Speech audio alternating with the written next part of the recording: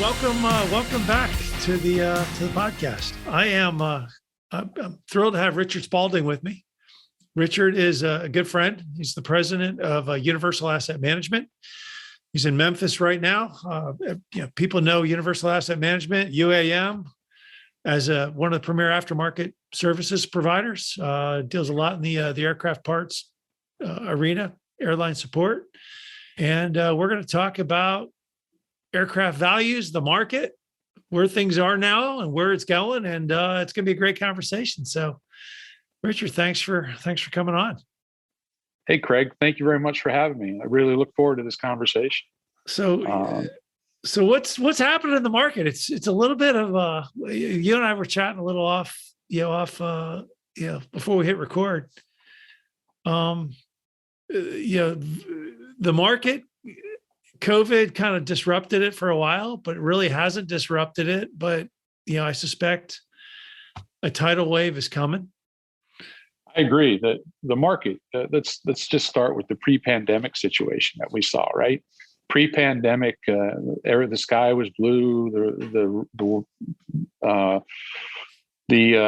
everything was rosy, right? Everything was good. So, values were high. People were paying quite a bit of money for airframes. We saw it here at UAM.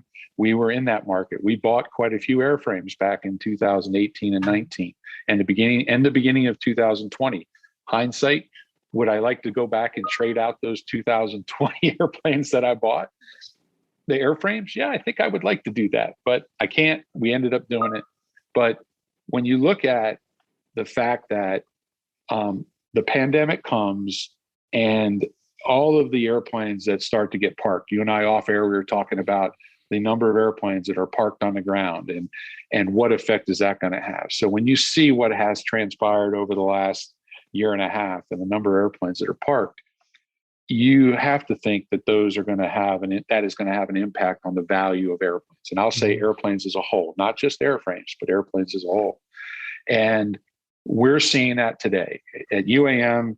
Our business has been off around 65% in terms of our revenues from year over year.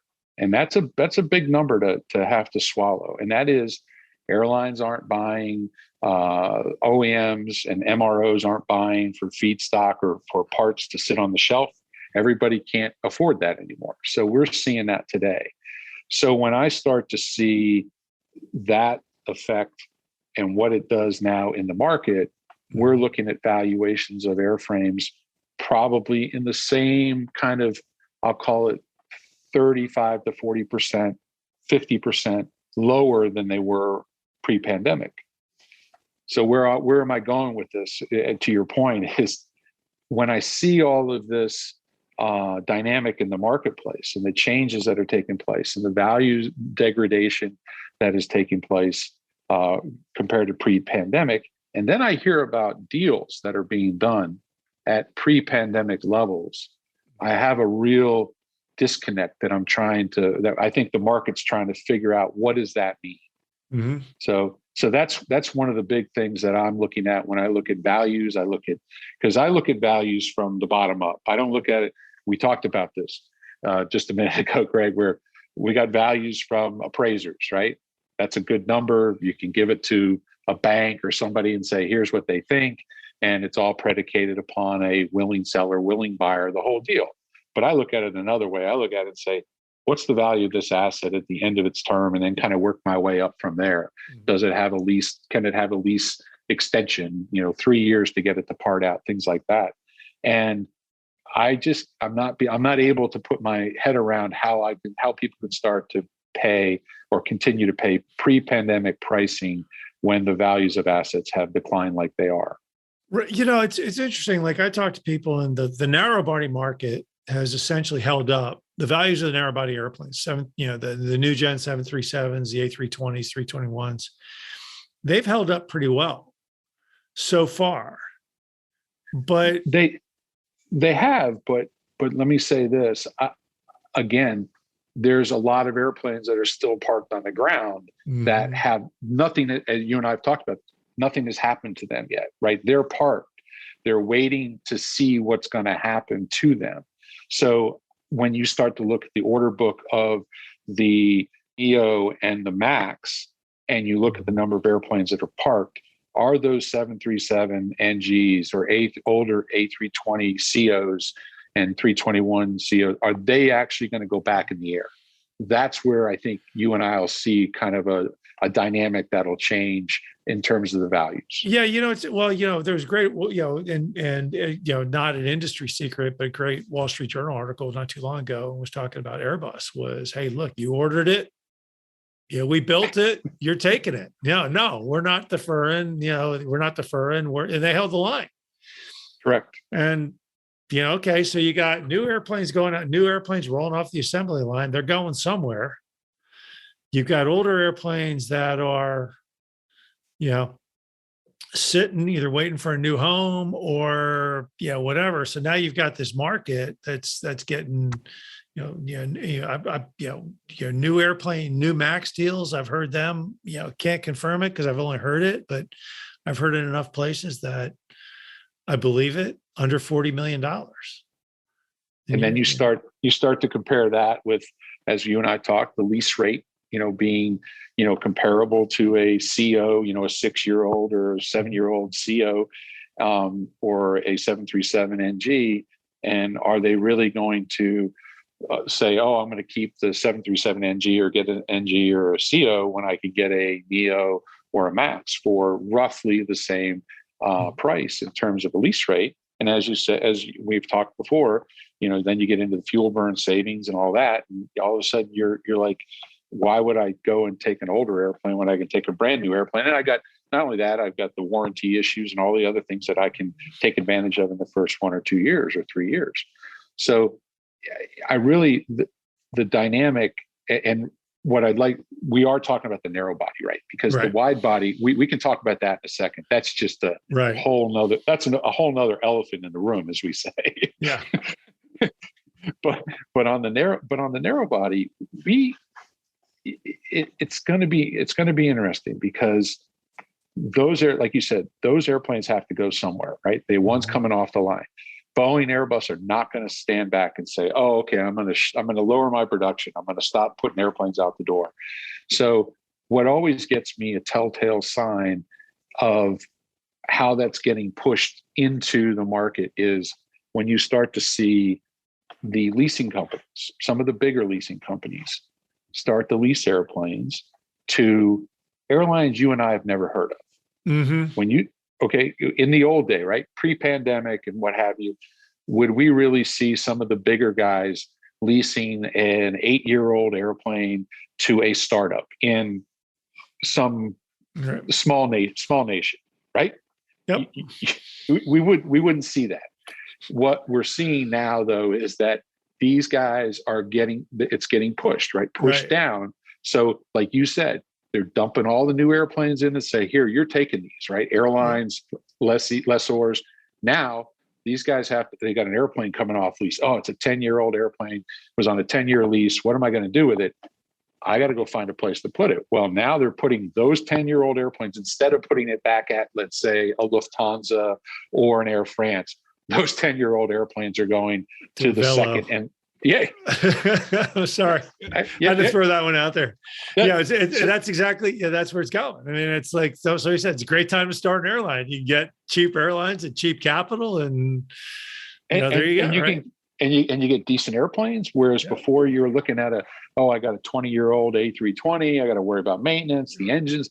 Now I get a 10-year-old airplane. So it's just so that is the dilemma that I see, is that those airplanes that are parked, where are they going to go? And at some point, they're going to get monetized. And when they get monetized, I believe that's going to have a detrimental effect on the overall end value of these assets. So that's a question. So, I follow the stock market. I look at Air Lease and I look at AirCap and your publicly traded, leasing companies. I'm like, when, I know Gus Kelly took $1 billion write down maybe a year ago. Yep. During COVID, he's like, hey, okay, but that's 10 airplanes. I mean, that's, like $1 billion is, that's 10 airplanes, maybe. 15 737s, great.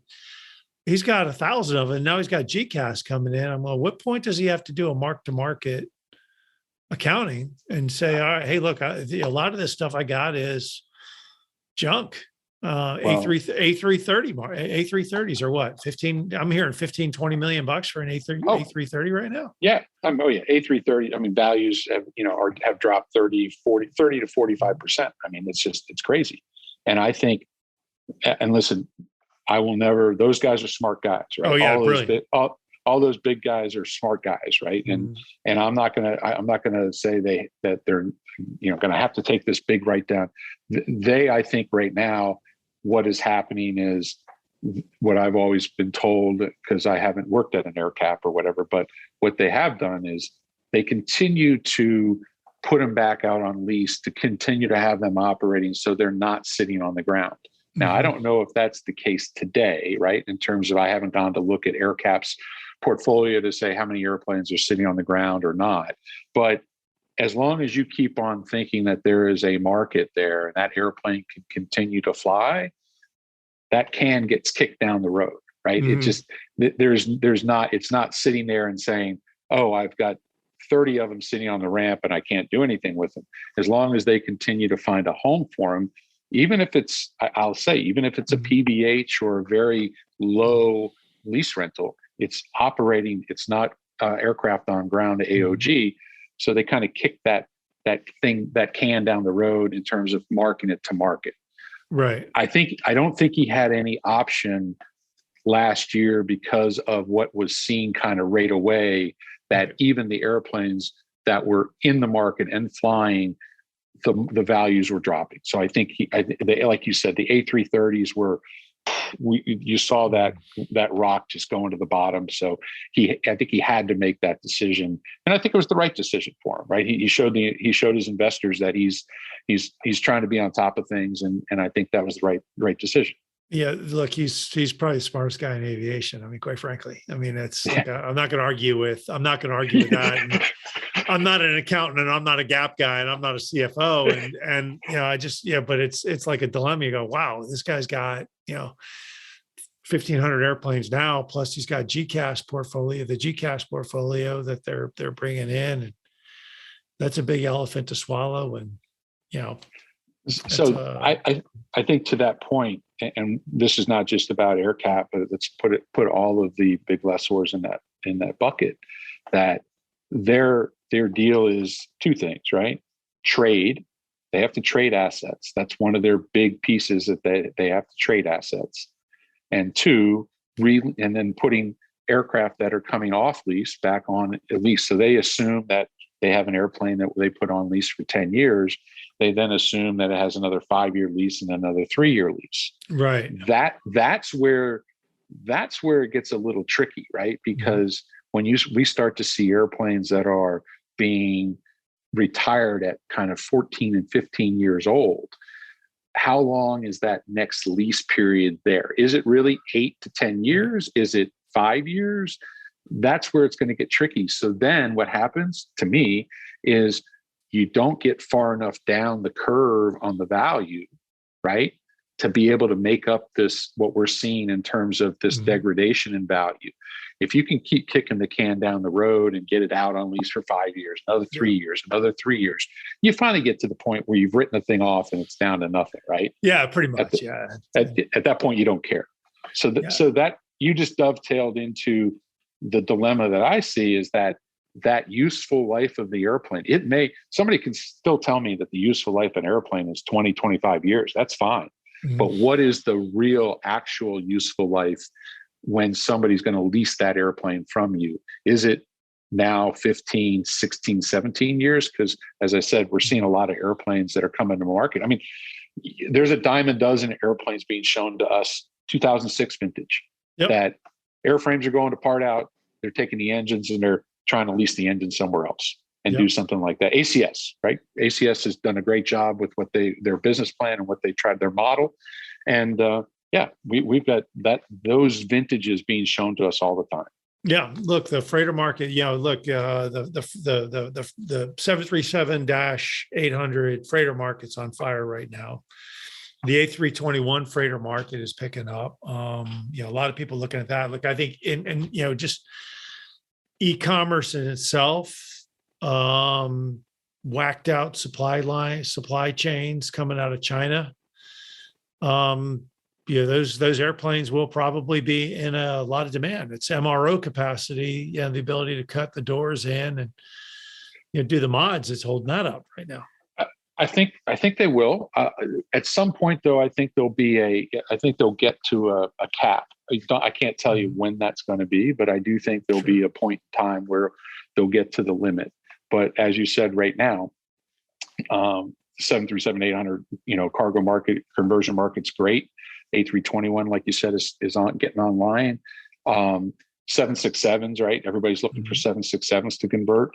So that market. But how much can that market actually consume out of the number of airplanes that are going to be on the ground is really the issue, right? It's not 100%, but it might be, I don't know, 20, 30, 40%. You'd have to see, but that is going to suck up some of the capacity of these airplanes that are sitting on the ground. But I think in the long run, there's going to be a heart to heart at some point. On some of these transactions. And look, I just think the marketing guys at the leasing companies are going to have to work a little harder. It's I think some of them. I know some of them work really hard now, but I think they do. But I think they're going to be working a little bit harder, like you said, and I think a little bit more creative in terms of it's not as going to be easy as. I've got a 10-year-old airplane I want to give to Lufthansa, and okay, fine, we can do that. But it's going to be we're going to find ways and find places to be creative and put airplanes out on lease. Yeah, hey, look, I remember 20 years ago seeing there was an airplane on the ground, nobody wanted it, nobody could sell it, and they finally came up and said, first guy to sell this gets 50,000 cash delivered to him in suitcases. A week later, the airplane was gone. And then 50,000 cash was delivered in a suitcase. It's amazing what a little money motivation will do, right? So that's very familiar to my dad was in the business for a long time and was part of the ISTAT family and what have you. And he spent some time with Mr. Hazy down in certain places in Mexico and what have you. And yes, there were some very interesting things, like you said, that took place back in those days with suitcases. Yep, exactly. So let's talk about your world a little bit. So you guys have been around for a long time, and Universal's had a great reputation in the parts market. One of your competitors just got bought. They did. And you guys see some more consolidation. What's happening in that arena? Well, are you guys able to still get the financing? I mean, how's the financing for how are the banks holding up as far as loaning out money and so for us right now, we can rely on our parent, right? China Aircraft Leasing. We can rely on our parent for money that we may need for various projects. We do have the ability to go to a local bank if we need to. But right now, we've been primarily focused just because of what we talked about in terms of the difference in valuations. We've been focused on trying to get consignment programs into our facility. Mm-hmm. One of the key things that is unique about UAM is we basically have our own disassembly facility that is not at a Ascent or AirSail or Victorville or Goodyear, any of that stuff. We have it in Tupelo. It's not the ideal place, but we have it in Tupelo. We have our own team that can control our own disassembly. So we're a big partner with United. United is one of our major customers. We disassemble, I won't say all, but quite a few of their airplanes that they're looking to disassemble and put into retirement. Mm-hmm. So right now we've got 3 737 on our ramp. We've got 5 A320s on our ramp that are going through different stages of disassembly. Mm-hmm. Those are from United. And so we're keeping busy, but we'd like to be busier. We haven't bought anything, as I said, until beginning of 2020 was the last time we actually purchased an asset.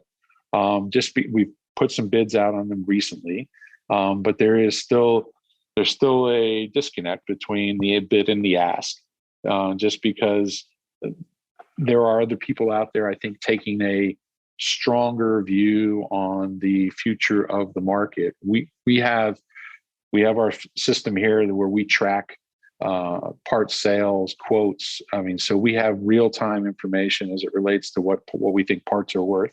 Mm-hmm. I'm not saying it's any different than anybody else, but we think we have a pretty good idea of what we think parts are trading for, and we're not being competitive based on some other people that are trying to bid on some of these assets. And so we're not going to chase the market. We're going to wait and see. But we are willing to help others in terms of their consignment programs that we offer. I think I told you a couple of weeks ago, we got a 777-300ER on our ramp that came out of Jet. So we're in the process of disassembling that, and got a few good things off of that are in process to be sold. So that'll be a good program for us. When do we start to see the first 787 being disassembled? That's the question everybody wants to know right now. When's the first 787 come in for disassembly? I don't think it's too far off. I think it's, I think I mentioned to you, I knew about the 787s coming out of Norwegian. Yep. And I mentioned that to you, that, those airplanes had, a large number of parts that were not on the airplane. And when you start looking at, large number of parts, and when you look at that value, you're trying to figure out, we're not talking, 5 million, we're talking, 3 or 4 times that, right? And all of a sudden, what you're going to put that back into service. Well, that owner had better be pretty sure that he's got a place to put it and get a pretty good value for it if he's going to reinvest that type of money into his investment that he already had at Norwegian when he put it there.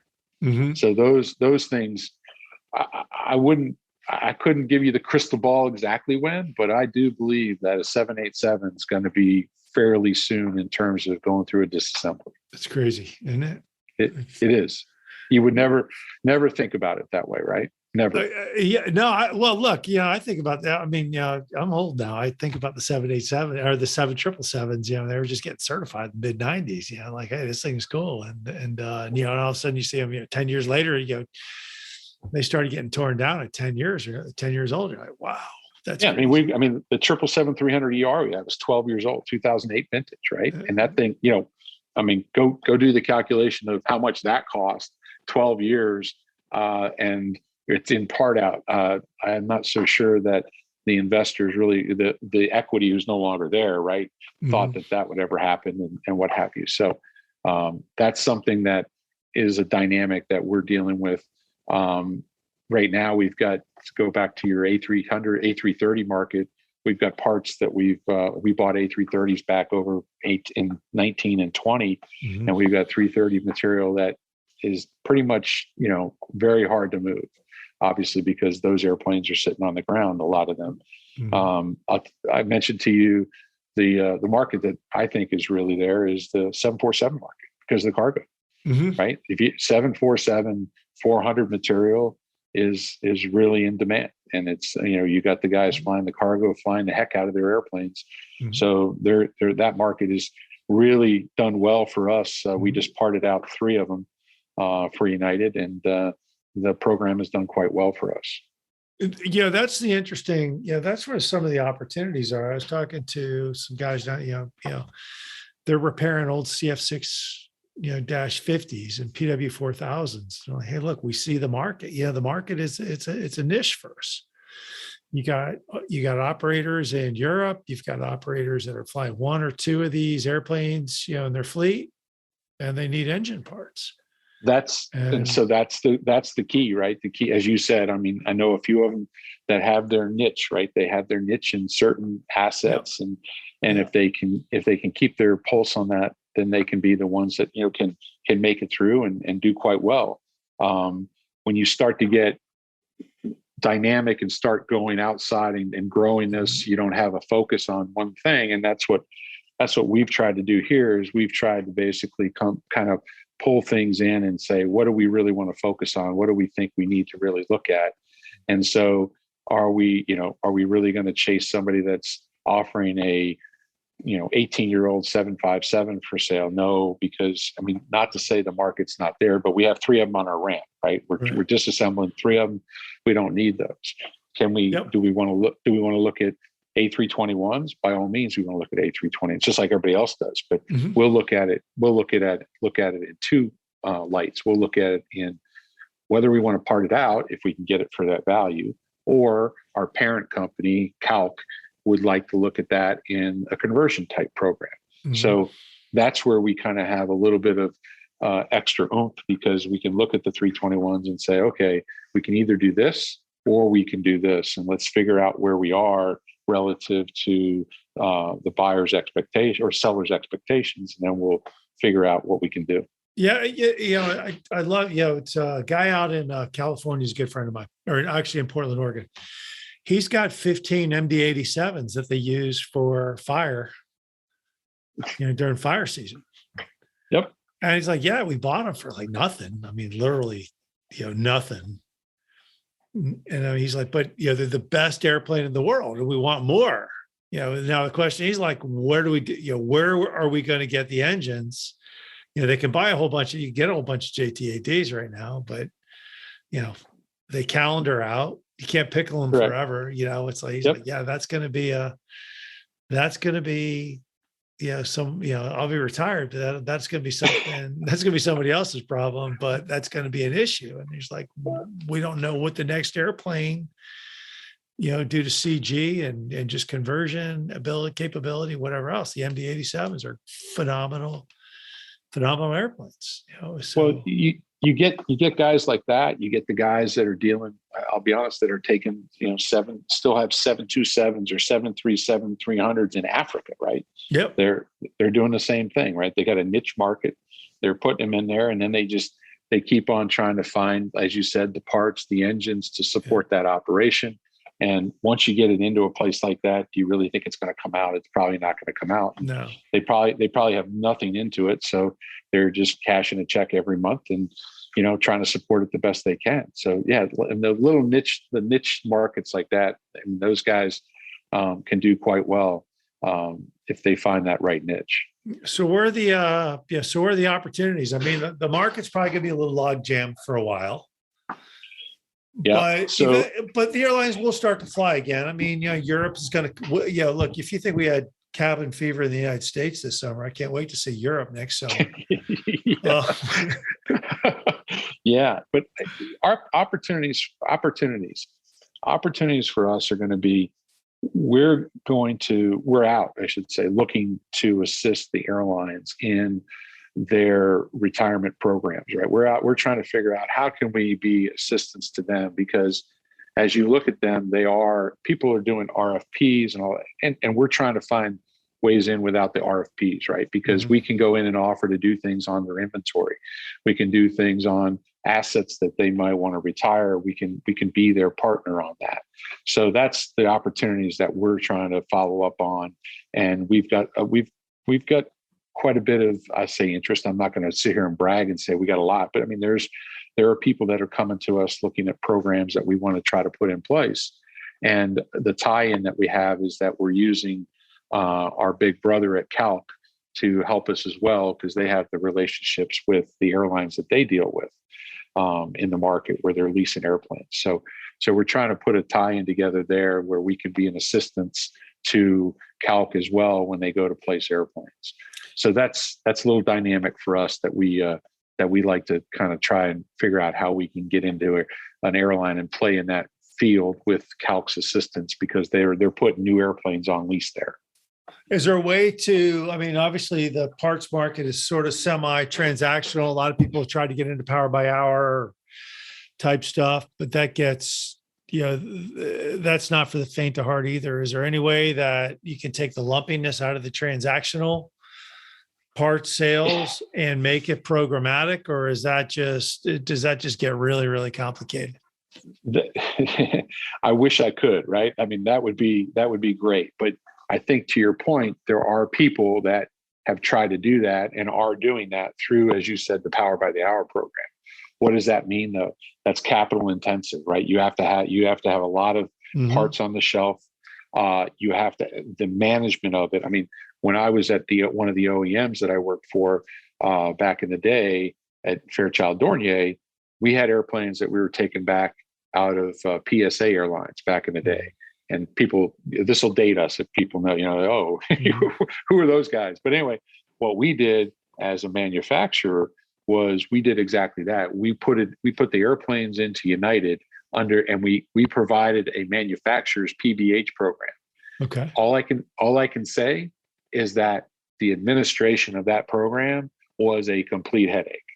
And thank goodness we were with a manufacturer, because we had to go. There was a lot of lumpiness there because there's a lot of, as I said, investment that we had to put into our, what do we need to have on the shelf? Because what's the shelf life of, or the on-wing time of life of this part or whatever, so that we know what we're going to have. So there's a lot that goes into that planning process. It's a lot of data. What about Boeing? Boeing Global Services. 5 years, the meteoric rise of Boeing Global Services, and they've been awful quiet lately. Have they learned their lesson that this here parts market is not as easy as they wanted to think? Well, let me ask you this: how well known how well known do you think that program is worldwide in terms of? I don't think a lot of, I say a lot of people, I don't hear a lot of talk about it. Like you said, it's kind of quiet, right? What does that mean? Does that mean that it's not doing well, or does that mean they're trying to do stuff under the radar? They had that program in place. I can tell you, going back to the Norwegian deal and some of the airplanes there, they had their Gold Care program in place, right? What I question on that program is, I believe it has to go the term for them to make money. Mm-hmm. You understand? They're not making money just on the first year or the first two. They're making money on the term of that program. So that program has to go long term in order for that program to make money for Boeing. That's my take. They're not just making a dime here and there every time they have to do something, because again, they're investing in the parts and what they need to do to support that program. So it's the same thing with the engine provider. When the engine manufacturers give the airlines certain engine programs, right? GE is notorious for it, right? GE looks at the program and says, I think there's so many engine overhauls that are going to happen in this period. And based on that, I'm going to charge you this. Well, if you come back to them and say, oh, I want to cut it short by 2 years, and it takes out a couple of engine overhauls, they go, oh, no, wait a minute. We got to reprice the whole deal because I was counting on that revenue from the last 2 or 3 shop visits. Well, that's what crushed. You think about GE Aviation during COVID. I mean, you think about what crushed it is, they had so many power by hour agreements out there, and then all of a sudden nobody's flying. They're like, whoa, where's our money? There's no cash flow, so that's a little difficult. I totally exactly. And they were all. I was talking to them all at the G, and they're like, oh my God, we don't know we're panicked. So and then you think about the craftiness, and this is what I always, this is what I love about our industry is you've got the craftiness of smaller people who can get in and out of deals. They know. They're only buying APUs, or they're only buying certain part numbers. And it's like, hey, look, I don't want to deal in everything, but I just want to be an expert I'll carry $20-30 million of inventory on my shelves, and that's it. And I'll turn it 4 or 5 times a year, and I'll make my money. And that's a very simple model that it's hard to compete. And that's something that, when you start to see some of the companies, our company, for instance, when I got here, we've done every model you can imagine, right? You name it. I still have MD-80 material. I still have old 747 material. I mean, I've got all sorts of material in our warehouse. And so when you see that, right, we didn't focus on one type or one series. We got one of everything, right? And we try to look at it that way, and that's fine. It's worked for UAM. That's fine. But I do believe, like you said, the guys that want to take that focus and be extra careful in what they look at, how they buy it, and they start to get a handle on what the market is and what the market demand is for those parts, is exactly what you're saying.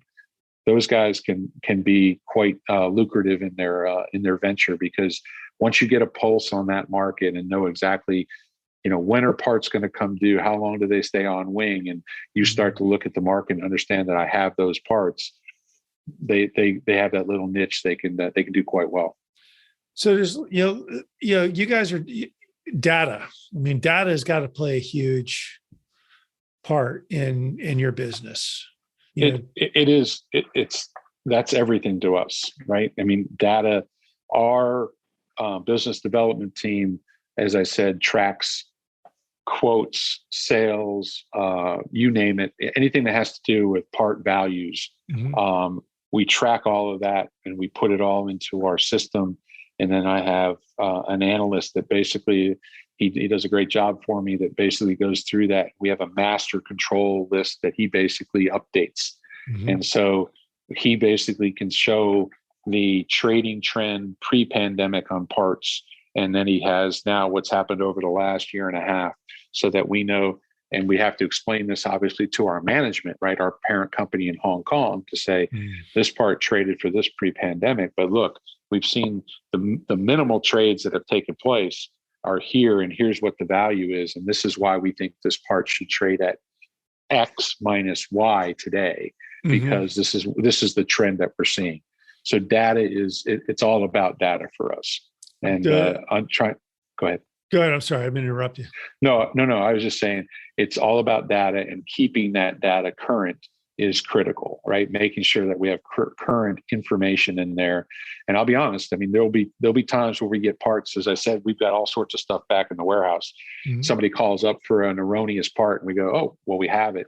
And then we try to figure out, what is it worth to quote it? And, we gotta go digging, because part hasn't traded for a year or 2 years or whatever. So we have to go dig and try to figure out what we think it's worth. But that drives everything. People have talked about blockchain coming into the parts market. Is it real? Is it a wish? Is it something that's 5 years away, 10 years away? No, never, type of deal? I laugh because our parent company, Calc, that was one of the things that they've been looking at and are looking at. I got to be honest, I'm not personally involved in it, but I'm involved in it in the sense that they've asked me for values of certain components. And then we're trying to figure out, how do we put that component, and we're talking more of the bigger components, let's say the landing gear or the APU or something, and say, how do we basically use blockchain technology to finance that, or sell it, or come up with a program through blockchain that can be value added to that, to our business relative to those components. Right. So I don't have the answer to it, Craig, but the people, I can tell you, the people in our home office in Hong Kong are definitely looking at it. It's getting a lot of attention. I mean, I've getting a lot of attention, but it's like a lot of these funny airplane pictures you see. The hypersonic whatever is coming. It'll be. I'm like, well, okay, build it, and then we'll talk about it. So that I couldn't tell you how it's going to work.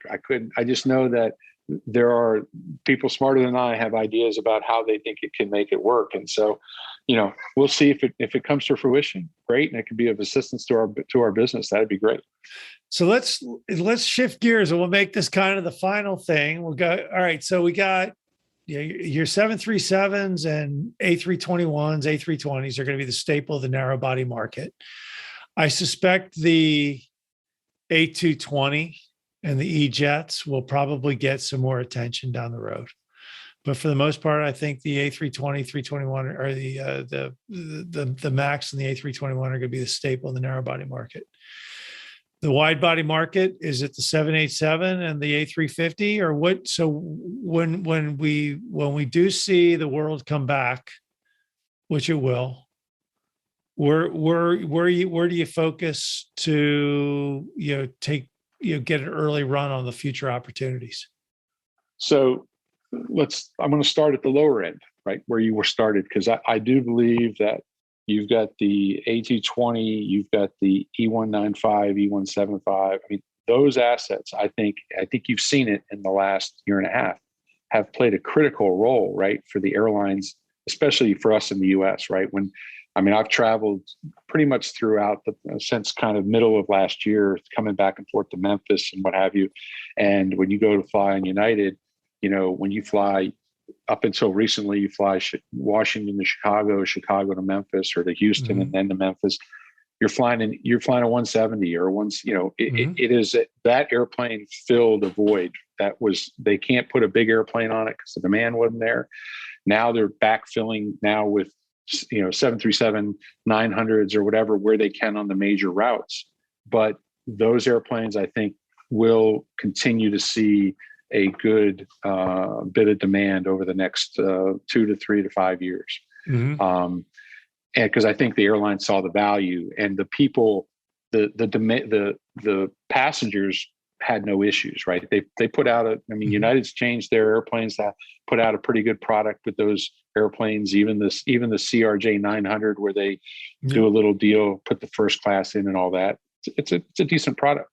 So going to you said it right, mainstay in the narrow body side, A320s, 737 Maxes and what have you.